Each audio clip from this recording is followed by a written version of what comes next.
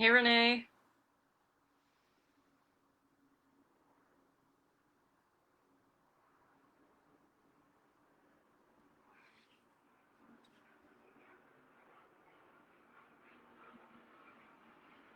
Cool, I'll just wait one more minute.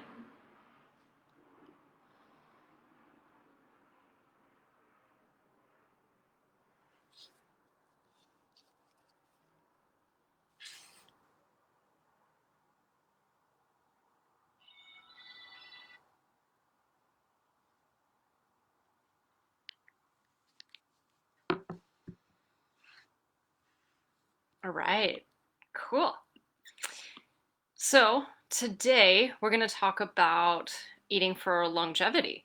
I hope that yesterday was illuminating for you. I also wonder how the homework went. How did timing yourself while you were eating, how did that go? Um, those sorts of things.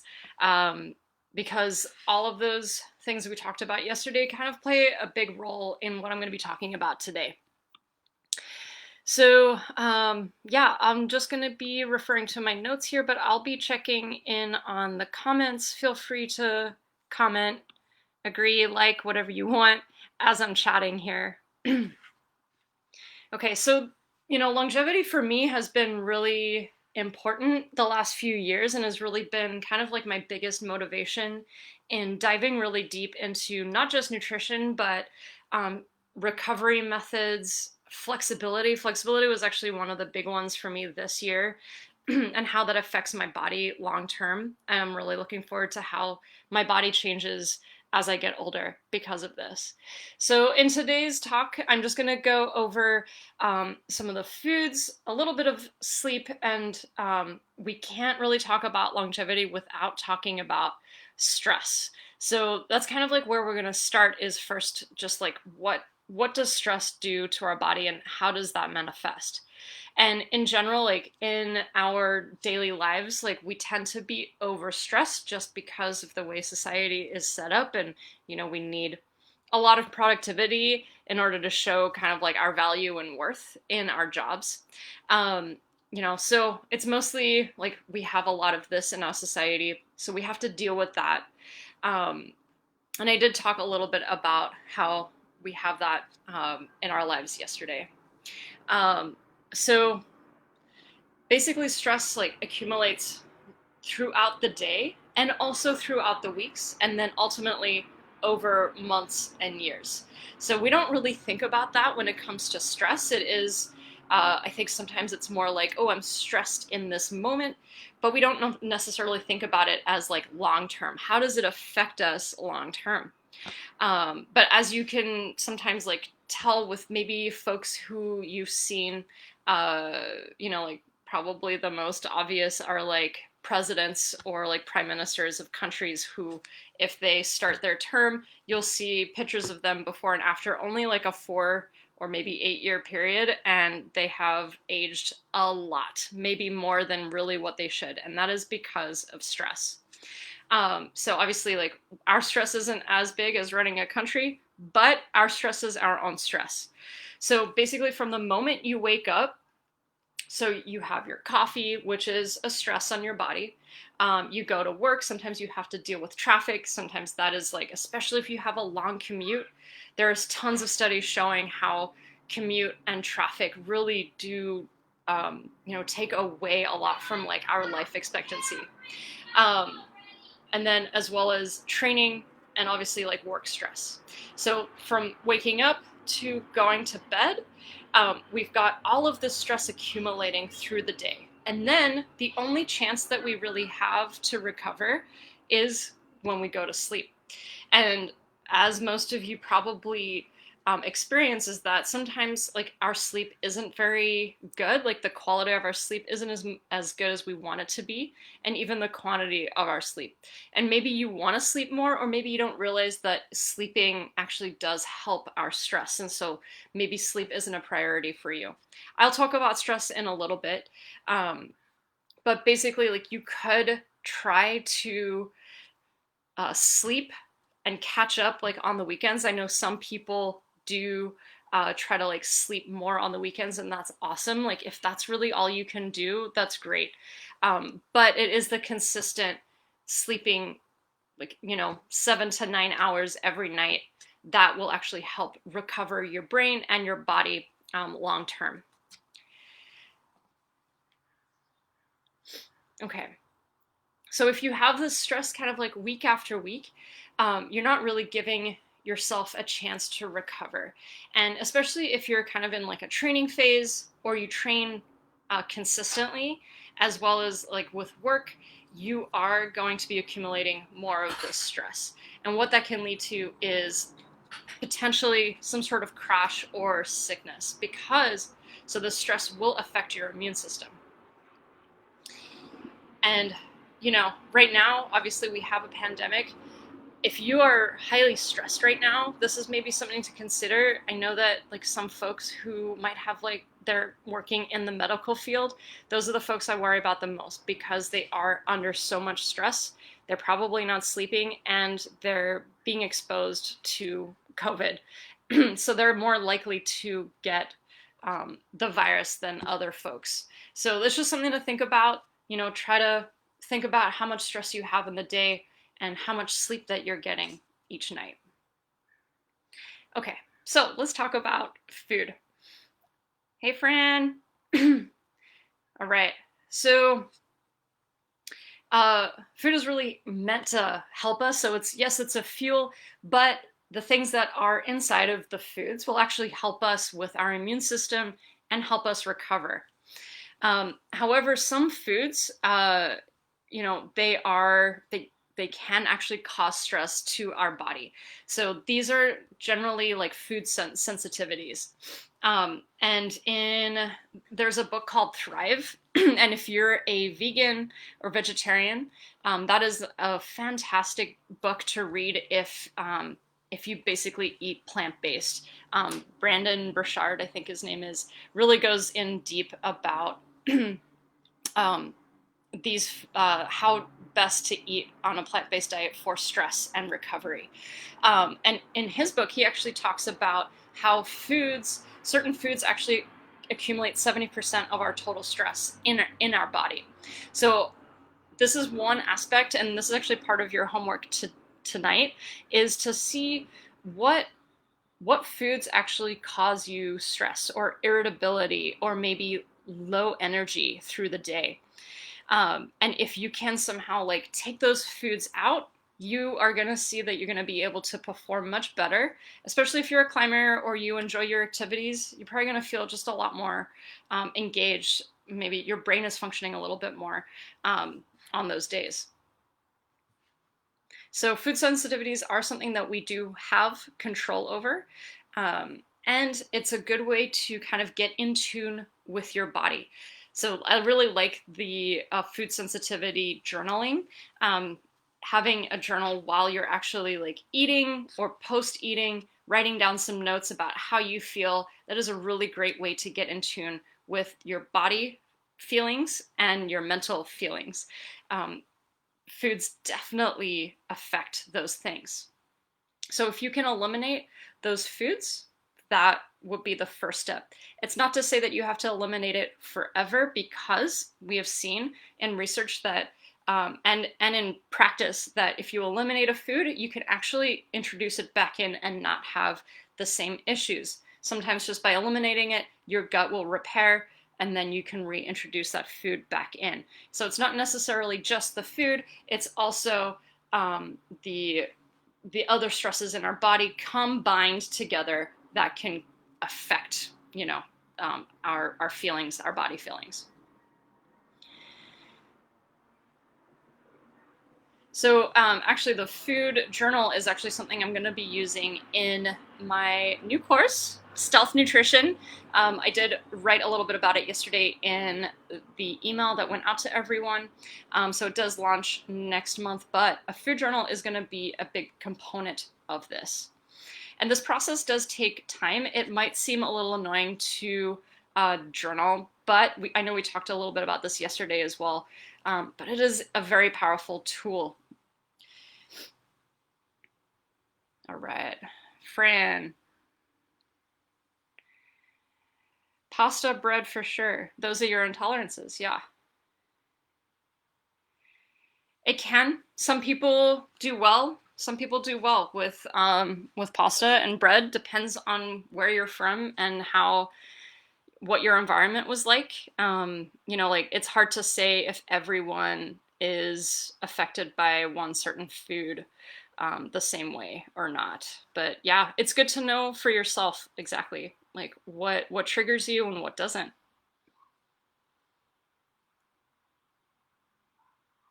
Okay, so we talked about kind of food sensitivities, so things that don't really work for you. Let's talk about things that could actually work for you. So in general, like a good blanket statement that I can say is like try to eat whole, minimally processed foods. Foods that are like, recognizable, such as like fruits, vegetables, grains, meats, nuts, seeds, and some oils. You want to eat enough for your activity.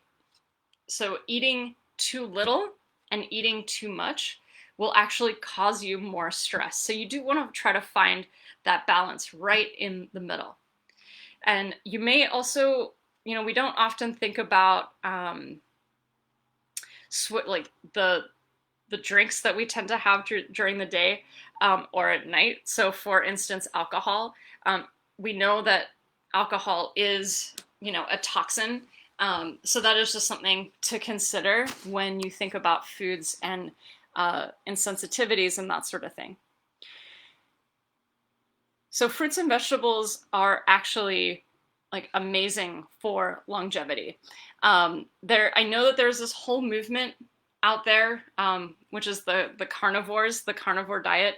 They primarily only eat animal, and it's from like their whole philosophy. It's very interesting actually, and I'm not poo-pooing it at all, but they eat nose to tail, and they believe that plants are actually have a negative effect on our body. You can find research to support basically anything you want in nutrition. So I am not completely sold on that, but I did want to mention it as, if you're interested in it. That is, if plants haven't served you well, that is another approach. For me, plants have served me pretty well. I used to be a plant-based eater, and it was decent. However, definitely did not have the best energy or the best body composition being on a plant-based diet. So I had to introduce animal foods back into my diet. But really all you have to do is experiment. So this goes back to the body feeling. All right, Dawn. Hi, Dawn. Yeah, switching to a plant-based diet, you're eating more bread, potatoes, and grains. Yeah, like you kind of have to. You have to. Like plant-based diet seems to be heavily carb-based, which is fine. Like it's totally fine. I think where we want to make sure we're getting balance is the protein, and I'll talk about that in a second.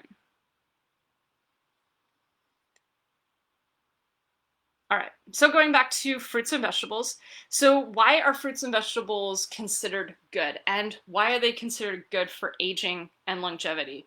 So basically the idea here is that they're neutralizing free radicals. Free radicals are actually things that they're not necessarily a compound. It's hard to say. I don't know enough about it, but they're basically like byproducts of stress in our body. So it can be any kind of stress. So from training to inflammation to just regular daily stress and any other reaction in the body, the byproduct is free radicals. And so the opposite of that, the things that actually mitigate free radicals, are antioxidants.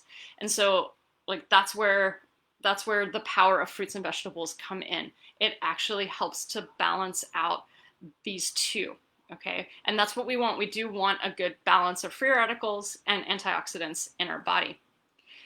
The other thing that does help with this system, so the free radicals, so the reason why I'm talking about free radicals is because it has seemed to cause cancer and other sickness in our body long term. So this is more long-term effects, which is like the longevity talk. So if we don't have enough antioxidants in our diet, we could potentially get other illnesses and sickness before we're really meant to. So fruits and vegetables are one. Another one is glutathione, which you can get it from foods, but it's actually really great to supplement with this once in a while. A natural way of increasing glutathione is fasting. So fasting will actually release more glutathione into your bloodstream to clean up. It's basically kind of like the cleaning crew in your body, and it'll go and help clean up the free radicals as well as other processes in your body. Other sources that help with aging and cleaning up free radicals are curry leaf, turmeric, ginger, green tea, garlic. So those are kind of like maybe the ones that we tend to eat more often, or those are easier to find at the grocery store. There is actually quite a long list of Indian herbs that you can get. So like tulsi, I don't know, there's a lot. So if you if you know you have quite a bit of stress, you can look into some of these harder to find herbs. And normally it's the Indian spices and herbs that will help with cleaning up free radicals. Okay. All right, Fran. I wonder sometimes if how one mixes food together. Do you mean by mixing food together? What do you mean? Can you clarify your question, Fran? Curry leaf is out of season, yes. So, get it in while you've got it. I used to try to get curry leaves because I cook a lot of curry at home. And it's actually hard for me to find here sometimes in Seattle. All right, so moving on. So collagen is also an important part of longevity and healing in the body. So everything in your tissue has collagen in it. So different parts of your body have more or less collagen. And what tends to heal our tissue is the availability of collagen. So this is important to get in your diet. And ideally, you get it through your food. So unfortunately, like a lot of collagen is in animal products. So, you could, if you want, if you don't like to eat meat, bone broth is excellent source of collagen and gelatin. Eating organ meats, but you can also supplement with collagen. I know that they also have chicken collagen. I normally use a grass-fed beef collagen, and they help a ton. And if you're a climber, what I've noticed the most, like the thing that's very obvious to me, is actually my skin growing faster on climbing days. So that's kind of a nice benefit. But yeah, so this is a great way to, just repair cells, like the tissue cells, a little bit faster. And you might find that you actually have more energy by supplementing or making sure that you have bone broth or organ meats.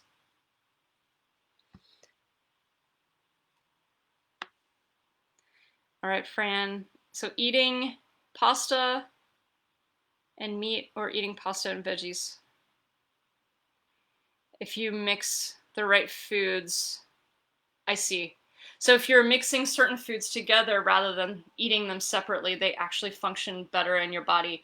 Yes, 100%. And actually, normally, naturally occurring foods have some sort of mixture of carbs, fat, and protein. So it has that in there. So I think that is totally, I think you're on the right track. You want to have a balanced meal as often as possible. Yeah. And it helps for energy as well. If you're eating both vegetables, some sort of starchy carb, and some sort of protein, I think you're going to see the energy last longer in your body. Dawn, great question. What do I think of supplements when the whole food is not accessible? Yes, I think you should supplement. And depending on where you live, you actually might not have the ability to get the food. So I 100% agree with supplementation. And you don't, it doesn't mean that you have to supplement all year. I prefer getting a blood test and seeing where I'm deficient. And like, for example, I'm actually going to talk about magnesium here. I just got a blood test and I am severely deficient in magnesium, which is no surprise um, because I'm so active, and obviously vitamin D. So living in the Pacific Northwest, you're going to need to supplement with vitamin D no matter what. So yeah, for sure. So let's talk about magnesium. So especially for athletes, this is actually a super important mineral, because there are over 350 processes in the body that require magnesium. And so like it's really, really easy to deplete in the body. And especially if you're training quite a bit, plus you're going to work, plus you've got all of this other stress, you're likely going to be deficient in magnesium. So the reason why we recommend it, the reason why you need it, is because obviously there's so many processes in the body, but it does help mitochondria function at its best. So does CoQ10. So kind of like those two combined are gonna make you feel so much better while you're working out, through the day, all of that stuff. So one of the better magnesium supplements, so if you're interested, is magnesium glycinate. It's the easiest on the gut. So if you get magnesium oxide, because it's a magnesium salt, the absorbability is really low. So that means that it's going to cause you gut issues. Okay, so like really be cautious of that, the type of magnesium that you get. Okay, like it's not always obvious on the bottle. You have to really like turn it and look at the back what type of magnesium it is. But with magnesium glycinate, normally it says it right on the label. So you could start with 100 milligrams. I take up to 400 because I am deficient. I would say though, if you are interested in taking magnesium, I would maybe talk to your doctor, just make sure that it's okay. I know some folks who have heart condition or something like that, that magnesium might not be a good idea, because it actually does affect contraction in the muscle. So that is something to think about. And because magnesium affects contraction in the muscle, actually, so it's a calcium inhibitor. So what that means is calcium actually helps your muscles contract, and magnesium helps it to relax. And so you can think about like magnesium actually helps you to relax more through the day. And for me, I actually use it to help me sleep. That's where I notice magnesium supplementation the most, is my quality of sleep. But I know that it's not just a sleep supplement, it is literally a whole body supplement. Okay, so that is probably the number one thing to really think about if you're going to supplement. So with inflammation, so with stress, there's normally some sort of inflammation. I just wanted to touch on some foods that do help with inflammation, which is ginger, garlic, like these two I've already talked about, and turmeric. Fish is really great, but if you are eating a lot of fish, make sure that you're rotating the types of fish that you're eating. Don't always eat the same fish. And I would say that that's true for protein in general. Having a good mixture of proteins will actually decrease your likelihood of developing food insensitivities. Berries are amazing as well, also an antioxidant. And then greens. So any kind of green. You can also get a green supplement if it's hard to get greens in the winter. So so that's for inflammation. And then if you're having like gut issues, generally fermented foods are going to be really great for you, such as like sauerkraut, or yogurt is awesome. Anything with probiotics in it. And so like these help with longevity, because if we're decreasing inflammation and decreasing that stress in the body, we're going to be able to like hopefully avoid sickness and any other issues long term. And the goal is really to improve the quality of life for as long as possible.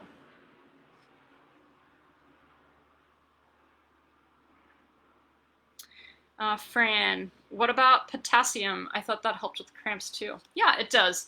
And I don't think that we have deficiency in potassium as much as we do with magnesium. So that's a great question. And I think if you do suffer from cramps, you could take potassium and magnesium together. All right. Okay. So the next topic I'm going to talk about is protein. So this is, I think, like, it is a really important topic to talk about, especially for women, because we tend not to eat enough. All right. So I'm not saying that you need to track all of your macronutrients. Generally my philosophy is not to track, but it's good to have an idea of how much of each macronutrient you're getting in general. And so, the hand sizing is really great. So if you can get a palm like width and thickness of protein with each meal, you're gonna have, in my experience, you're gonna have a lot more energy. So protein provides energy for the body. Each person is going to be a little bit different about how much protein is optimal. Some people can create their own protein in their body. Some people need to eat a lot more protein to get that energy. So I really like trying to get protein 30 minutes, like protein combined with a carb, 30 minutes before my workouts, and that seems to really help my workouts. This was something I wasn't really doing. I used to keep those protein shakes for after my workouts, but I've been doing it beforehand now, and it has made a huge difference in my energy for workouts. So, again, it's like an experimentation. Each person will be different. My recommendation would be to try to get at least 60 grams a day. Okay, it's actually, so if you're a meat eater, generally like I think 3 ounces of some sort of meat is about 20 to 25 grams of protein. So if you can kind of visualize that, so like a palm is about 20 to 25 grams. So for me, I need something, I know I need somewhere around 80 to 90 grams at minimum to be able to feel my best. All right. Renee, which magnesium is hard on the gut? The magnesium oxide, generally, or magnesium malate, I think. Those tend to be a little bit harder on the gut. Fran, what about tempeh? For protein? Or you mean longevity? I don't eat a lot of tempeh because it hurts my stomach, so I've realized that is a food insensitivity, so I do not eat that. But if you're a plant-based eater, tempeh is packed with a lot of really amazing things. And it is a fermented food, so it has protein, it has probiotics, and it's a starchy carb, so you've got kind of like a lot of things going on for tempeh. So I think tempeh is excellent.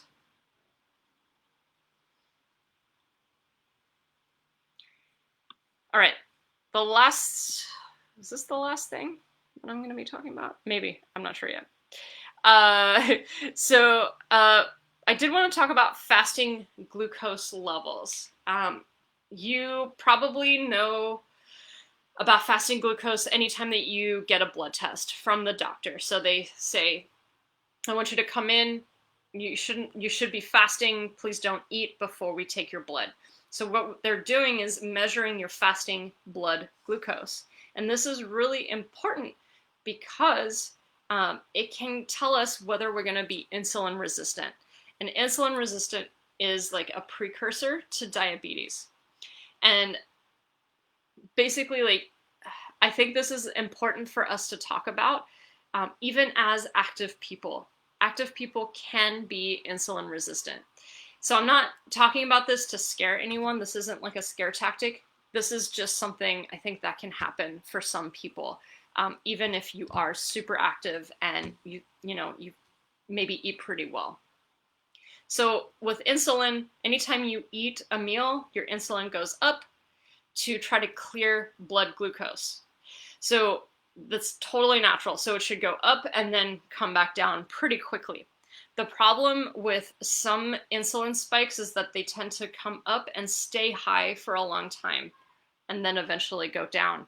So sometimes it's the combination of um, like simple sugars with fat, or maybe it's starchy carbs with fat and overeating, that can cause an elevated insulin response in the body. So if this happens over and over and over again, so I'm talking, like daily, if this is happening, it could result in long-term insulin resistance. Insulin resistance is something that can be reversed. Not always, but it can. So it's just something to keep in mind that, with the 30-day sugar-free challenge, that was definitely something in the back of my mind of like, okay, I wonder how this is going to affect my fasting glucose. And this is probably really great for my long-term health. So in general, like what you can do is just like make sure that you're not overfeeding yourself. That in general, you're going to be eating mostly starchy carbs and keeping fat. So if you're on a high fat diet, then your carbohydrate needs to be pretty low. If you're on a high carbohydrate diet, that means your fat needs to be low. It's when we have both high carb and high fat is when we tend to have, where we see this problem of elevated insulin levels in the body.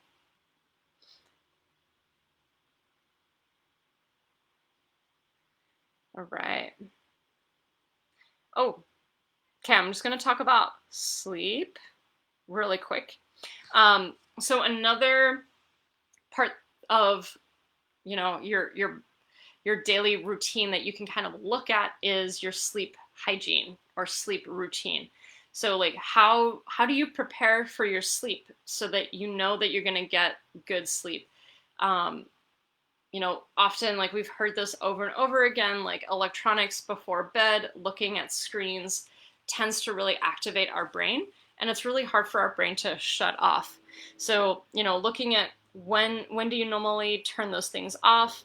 Do you sleep in a cooler environment? Are you sleeping with like your room completely dark? These are just things to keep in mind so that the quality of your sleep can be really high. And the better quality sleep we get, the better our body's going to recover.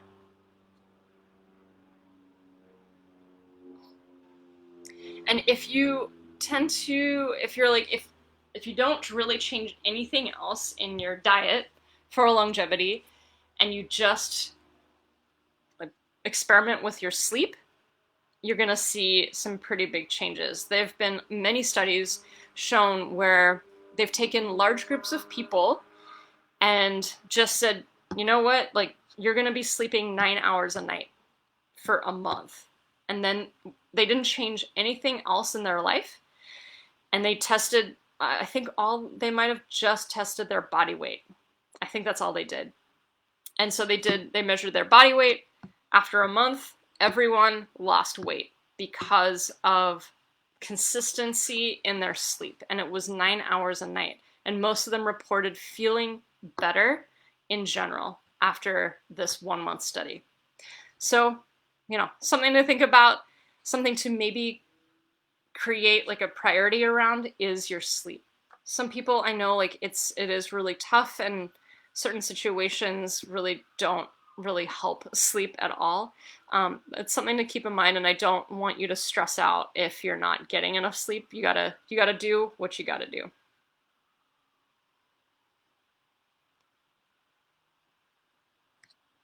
So one way that you could like tell if your body is under stress or not is resting heart rate.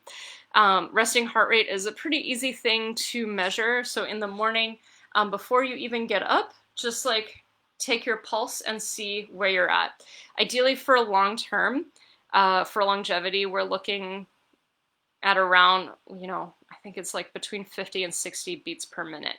If you're in that range, you're doing pretty good, okay? So if you have elevated resting heart rate, anything more than maybe 60 beats per minute, could be something to look at in terms of your recovery strategies, especially if you're an active person. Maybe it means dropping your intensity or going down to only like 2 to 3 days of training, and then just evaluating other stressors in your life. So like the heart is a muscle and it only has so many beats in it. So we really want to try to get that heart rate, fairly low. So that's an easy thing to look at. All right. So that's basically it on my end. I have a couple other things that I can talk about, but do you guys have any other questions about longevity? It can even be training related if you want.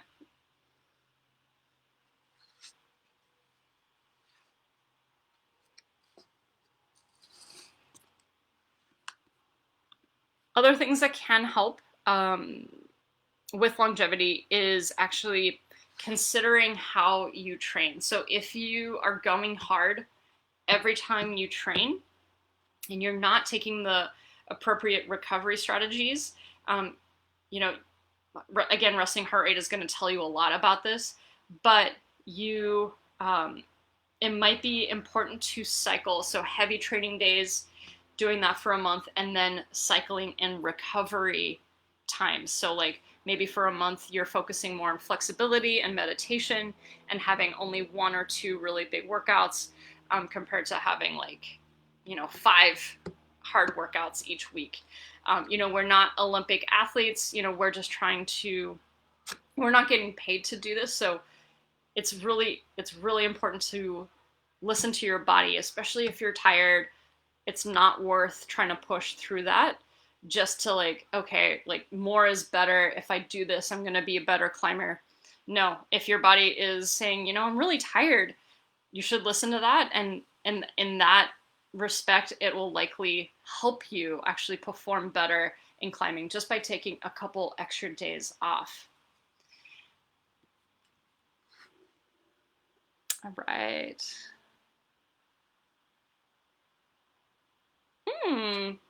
Dawn, yeah. So Dawn just took my stretch mechanic course, and I had talked about relaxing your abdomen, which, when the pelvic floor plays a huge part in trauma. So anytime that we have quite a bit of accumulated trauma in our life, we tend to get really tight in our pelvic floor. And you might even notice that as you're sitting or whatever it is that you're doing, you might actually be under tension, and especially standing.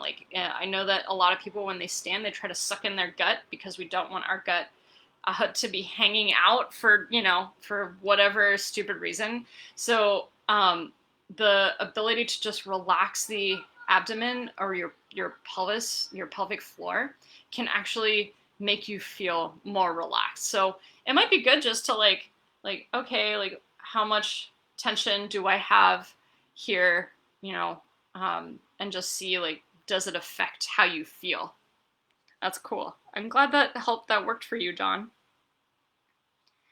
Alyssa, how much does genetic play in longevity? Oh, I am not a geneticist, but I think it depends. So obviously, if you have a history of cancer in your family, or if you have a history of, it might be cholesterol, I think could be genetic. And then heart disease is also one. So making sure that your cholesterol and LDLs and HDLs are in good shape if you do have kind of a family history of that. I don't know if we know enough. So when you pass on genes, you have basically these little alleles, they get turned on and off depending on what happens in your environment. So even just one exposure to something could turn one of those little things on in your DNA to cause you to get something that was like in your family history. But maybe if you were never exposed to something, you might never get that family history. So it really depends. And really, I think our job is to do our best. If longevity is your goal, like you can only control as much as you can control. You can't control sometimes the environment that you're in, how much pollution you're getting exposed to, that sort of thing. But you can control other things like the foods that you put in your body, and that sort of thing. I hope that helps, but like yes, it does play a part. Some of it we can control, and some of it we can't. Okay, Fran. Menopause and food. Supposedly metabolism slows down. What does that mean for food? So yeah, as you age, I talked about this yesterday. As you age, you will see decline in metabolism because we naturally slow our body down. So we're not as active as we normally are. So that's naturally what happens. So we're a little bit more tired, maybe we get injured, and then that injury stops us from moving more, and then all of a sudden our metabolism is going down. But it doesn't mean that it's going to like go really far down. You can do actually a lot of things as you age to make sure that you actually keep a fairly high metabolism. And that is getting cardio in, getting strength training in, because muscle mass increases your metabolism. So muscle is really, really important. And I'll be talking about body composition tomorrow. So I think those two things, so good cardio, good muscle mass, those two things can elevate and like boost your metabolism through as you're aging. So naturally, you will have to decrease how much you eat because of our daily routine. Like we're not doing as much as we normally would if we were much younger. And so yesterday I talked about slow eating. If you continue that practice as you age, you're going to notice that you don't need as much food as you age, just because like your body's naturally adapting. So your body naturally knows how much energy you need per day. Sure, it doesn't know that you're about to go on an 8-mile hike and maybe you need to do a little bit extra or eat a little bit more or just be prepared more so on that hike. But in general, your body knows how much it needs. So that intuitive eating is going to play a huge part as you age.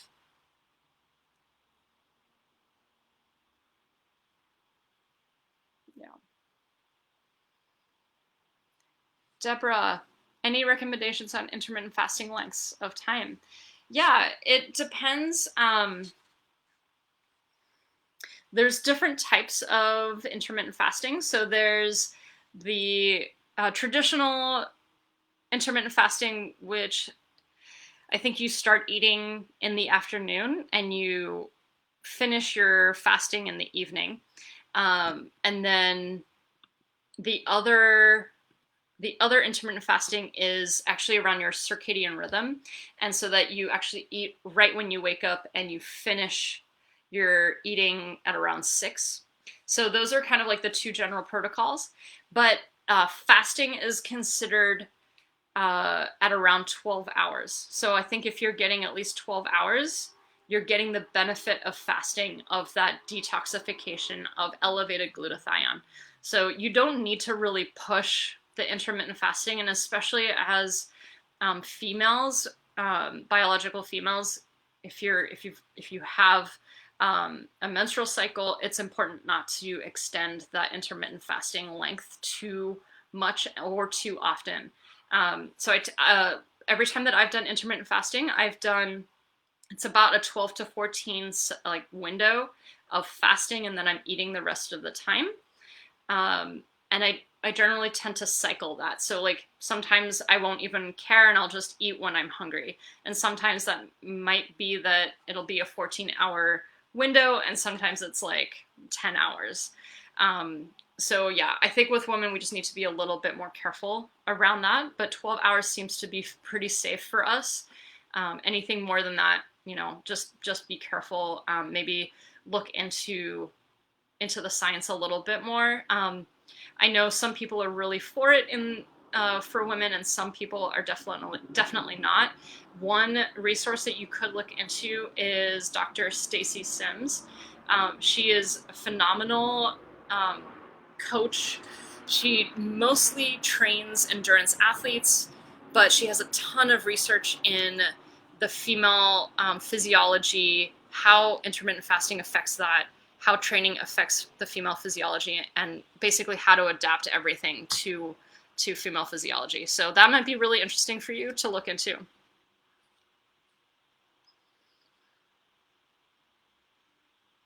Oh, thanks, Dawn. Yeah, elevated cholesterol and heart disease in one's family history can be overcome by better diet. Yeah, awesome. Yeah, cancer is for sure influenced by diet, but it's also environmental. It really depends on, where you grow up. Like, I live in South Park here in Seattle, and it is the most polluted neighborhood in Seattle, and the rates of like cancer and life expectancy, they're pretty shocking because of like all of the toxins. Because we have Boeing right here, so yeah, like diet can, but so like the environment for sure. Okay, Fran.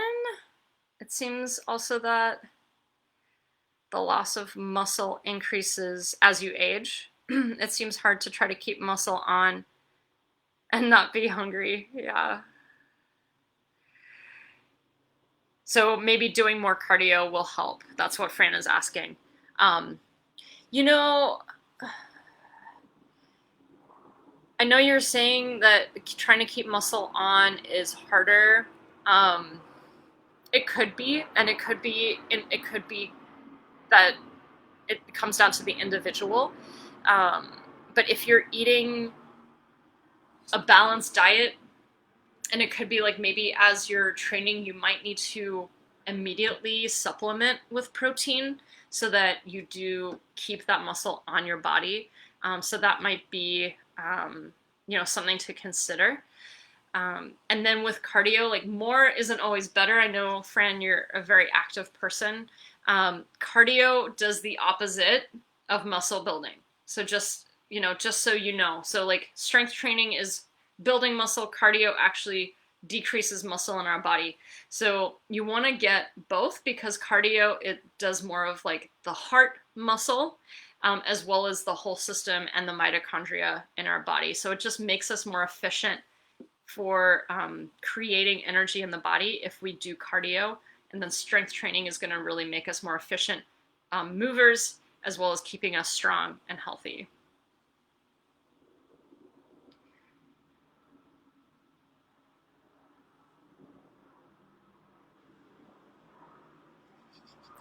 Oh, Fran, are you inviting me to live with you? That's hilarious. All right. Cool. Well, if you have any more questions, just like dump them in. I'm going to just go over the curriculum of my nutrition program coming out here pretty soon. It is going to start kind of end of August. This is going to be my first nutrition course, and I am super, super stoked about it. Because it is my first one, I am probably going to be putting a lot of effort and energy into it. So now is the time, if you are curious, now's the time to do it. So basically, the way that it's set up is that we're going to be building habits over the 6 weeks. Technically, it's actually 7 weeks because I have a pre-course module that you're going to be working on, but we won't have a Q&A session. But then every week we're going to have a Q&A session. The group is going to be very small, so we can have a lot of Q&A and really dive deep into some of these kind of like more the emotional side of eating and how things affect our body and our mind and how we feel about ourselves. And hopefully, like by the end of it, you're going to have the tools for life. That's really the goal, is like longevity. I'm so passionate about this topic, and I truly believe that everyone deserves to live a healthy, long life and be happy. And if I can be a part of that somehow, then that's awesome. So I want to give you the tools that I've learned, and they're just going to be building one on top of the other. So some topics we are going to talk about are slow eating, eating to 80% full, making sure that your sources of carbs, protein, fat, and vegetables are coming from a good source. Other things we're going to talk about are like food labels, like how to read those, calories in and calories out, kind of like the pros and cons of that, as well as weight loss. Like one of the results of the program, if weight loss is like kind of like one of your goals, you are probably naturally going to get weight loss out of this, but it is not something that is not something that I'm going to guarantee, because it's not geared to that. It is geared to more long-term health benefit, which should equal a healthy body composition. Okay. So I'll be sending out all of the waitlist folks first dibs. Okay, so actually in my waitlist, I actually have enough people to fill the course right now. And if I don't, then I will open it up to everyone else. And it is an application process rather than just purchasing it. So you will have to fill out some questions for me just to see if you're a good fit, because I don't want you, if you're not ready for a program like that, I don't want you to have to invest in it. Okay, and then, I want you to have good results. So yeah, I'll send out more information about that. John, I missed this one from you. Okay, Don saying, I'm menopausal for 10 years. My exercise program has not changed that much, and you lift less weight. Yeah, I'm focused more on strength than my physical weight. Totally. Yes. I think that's such a great mentality. And you do move a lot, John. Like, I know you, and I know that you do a lot for your health. Yeah, and like, it seems like you've done a lot of work around being more mindful about your body and what it needs. And that, it just takes time. It takes time to get those skills. Cool. Well, thank you so much, everyone, for joining in again today. I really appreciate it. I'll be dropping in the homework in the Facebook group here right after, and you'll be able to catch this video again in the group. I'll also be posting it on my YouTube. But yeah, that's about it for today. And I hope y'all have a wonderful evening or wherever you're at. All right. Thank you, everyone. Bye.